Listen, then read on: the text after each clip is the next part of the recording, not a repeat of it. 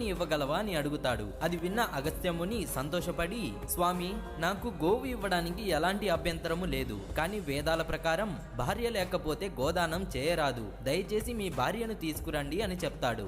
శ్రీనివాసుడు సరే అని చెప్పి వెళ్ళిపోతాడు. కొన్ని రోజుల తర్వాత వెంకటేశ్వర స్వామి తన భార్య పద్మావతితో కలిసి గోవు కోసం వస్తారు. కానీ ఆశ్రమంలో అగస్త్యముని ఉండరు. వెంకటేశ్వర స్వామి అగస్త్యముని శిష్యులతో, మీ గురువు గారు నాకు గోవుని ఇస్తా అని మాట ఇచ్చారు, అందుకే సతీ సమేతంగా వచ్చాను అని అంటారు. అది విన్న అగస్త్యముని శిష్యులు, మా గురువు గారి ఆదేశం లేకుండా ఇవ్వరాదు అని చెప్తారు. దాంతో శ్రీనివాసుడికి చాలా కోపం వచ్చి తన కొండ వైపు నడుచుకుంటూ వెళ్ళిపోతాడు. ఈ విషయం తెలుసుకున్న అగస్త్యముని బాధపడి గోవును పట్టుకొని స్వామివారి వెంట పరుగులు పెడుతూ, స్వామి గోవు ఇందా, స్వామి గోవు ఇందా అని అంటాడు. గోవు అంటే ఆవు అని అర్థం, ఇందా అంటే తీసుకో అని అర్థం. అప్పటి నుండి గోవిందా గోవిందా అని మొదలు పెట్టారు. ఫ్రెండ్స్, గోవింద